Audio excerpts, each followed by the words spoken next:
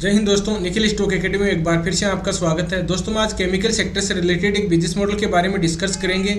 Business model का नाम है लक्ष्मी ऑर्गेनिक, जो लगभग आप देख सकते हो टॉप से 60% डाउन है। कोविड के बाद में मतलब आईपीओ आने के बाद में एक अच्छी रैली दी और 1.5-2 साल हो गया नीचे की तरफ 60% डाउन है। ये मेजर सपोर्ट है। यहाँ पर अगर मेजर सपोर्ट को नीचे की तरफ ब्रेक डाउन कर दिया तो कौन से इंपॉर्टेंट लेवल होंगे जहाँ पर अपने को बाइंग अपॉर्चुनिटी बन सकती है या इसमें बाइंग नहीं करनी चाहिए, और कितनी नीचे जा सकता है और कितना नीचे डाउन जा सकता है, उसके बारे में डिस्कस करेंगे। उसके बिजनेस मॉडल, फंडामेंटल और टेक्निकल चार्ट के थ्रू समझने की कोशिश करेंगे। और दोस्तों जो क्वार्टरली रिजल्ट आए उसमें थोड़ा बहुत इंप्रूवमेंट दिखाई दे रहा है, तो हो सकता है इसमें यहाँ से बाउंस बैक करें, लेकिन अगर ट्रेंड कहाँ पर चेंज होगा उसके बारे में भी डिस्कस करेंगे। तो चलते हैं सबसे पहले टेक्निकल चार्ट पे। ये लक्ष्मी ऑर्गेनिक का वीकली टाइम फ्रेम का चार्ट है। वीकली का ये आईपीओ आने के बाद में देखो अप्रैल 21 में आईपीओ आया, फिर ऊपर की तरफ अपर सर्किट जिस तरह से लगे, मतलब बहुत शानदार ग्रीन कैंडल आपको देख सकते हो। इस चार्ट में ग्रीन कैंडल दिखाई दे रही थी। फिर ये नीचे की तरफ यहाँ से स्टार्ट हुआ तो देखो डाउन ट्रेंड स्टार्ट हो गया।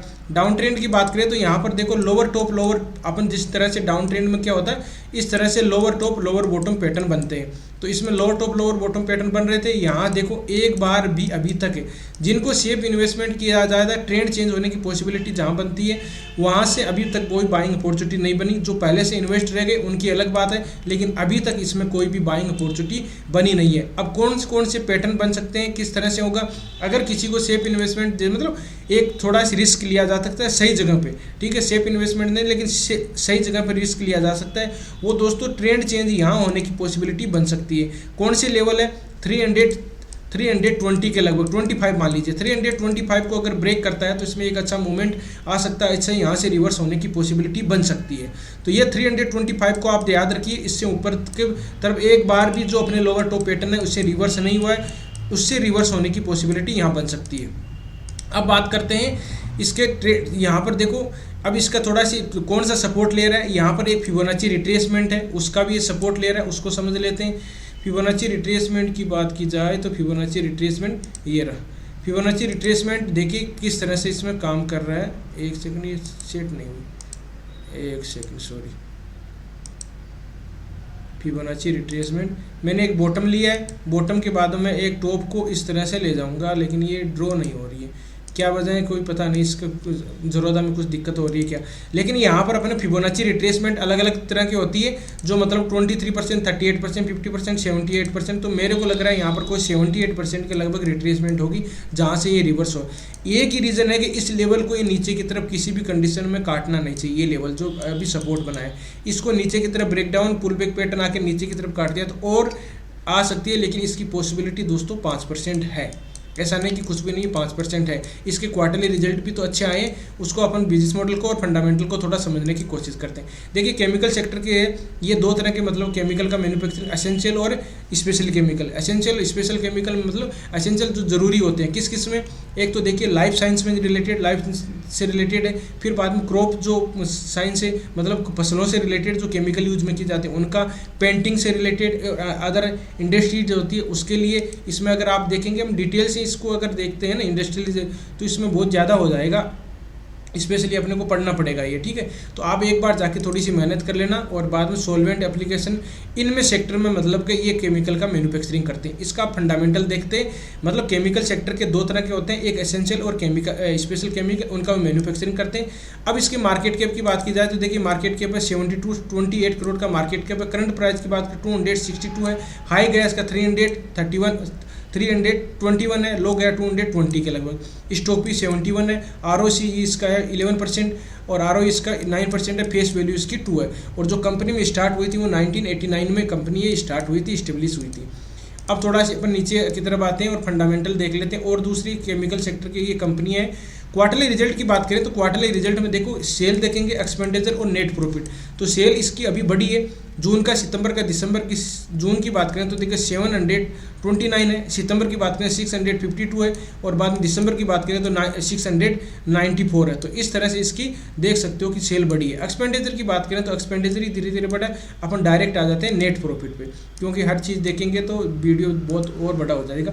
नेट प्रॉफिट की बात करें तो 38 था, अभी देखो यहाँ पहले जो नहीं चल रहा था इसका 11 था और अभी दिसंबर का 27 है, मतलब पहले वाले से बड़ा है इसका, और पहले थोड़ा सी ज़्यादा था इसलिए ज़्यादा चल रहा था, लेकिन अभी जो पहले क्वार्टरली रिजल्ट है उससे तो ठीक है। अब ये एक बार पता चलेगा जो नेक्स्ट क्वार्टरली रिजल्ट आएगा उसमें पता चलेगा कि क्या इसमें बढ़ रहा है या एक बार कभी कम हो रहा है, कम ज़्यादा हो रहा है, इस तरह से नहीं हो रहा। अब बात करते हैं अपन इसके बैलेंस शीट की। बैलेंस शीट की बात करें तो इक्विटी कैपिटल 53 है, फिर बाद में रिजर्व इसके 1406 है, बोरोइंग इसका 168 है, ये इसका बोरोइंग है। अब इसका देख लेते हैं अपन, ज़्यादा नहीं है वो, शेयर होल्डिंग पैटर्न देखते हैं। प्रमोटर के पास में होल्डिंग देखो 60-70% के लगभग है, एफआईज की होल्डिंग और डीआईज की होल्डिंग कम है, पब्लिक की होल्डिंग है वो बहुत ज़्यादा है इसमें।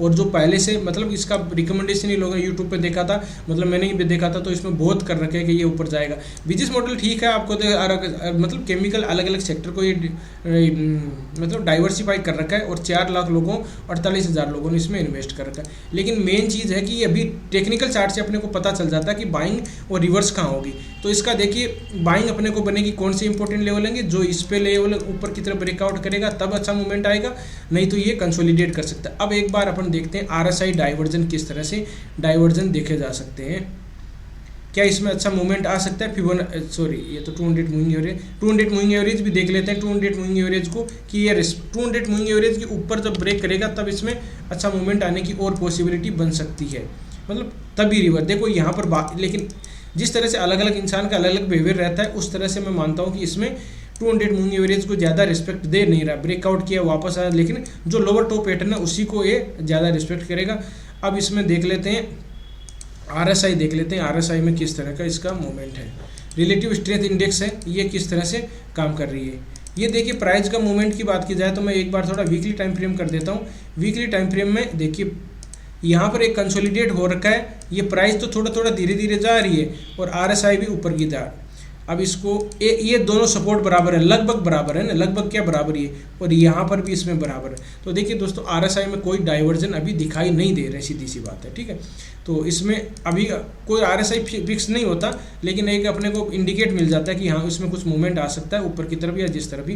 तो और बाद में पैटर्न कौन से बन सकते हैं, ऊपर की तरफ जाता है तो उस देखिए ये एक इस तरह का पैटर्न बन सकता है, कौन सा, राउंडेड बॉटम टाइप का पैटर्न बन सकता है ये, ठीक है। राउंडेड बॉटम पैटर्न बन सकता है, ये एक रेजिस्टेंस रहेगा, तो ये लेग में मतलब 580 के लगभग एक रेजिस्टेंस रहेगा। इस रेजिस्टेंस और बीच में जो ये छोटे छोटे रेजिस्टेंस है, पहला रेजिस्टेंस इसको ब्रेक करता है तो ये रेजिस्टेंस आएगा। क्यों आएगा ये रेजिस्टेंस, क्योंकि यहाँ पहले बार बार यहाँ पर सपोर्ट लिया था, तो हो सकता है वो रेजिस्टेंस का काम करे और फिर ऊपर की तरफ जाके ब्रेकआउट पुल बैक पैटर्न इस तरह से और काम कर सकते हैं।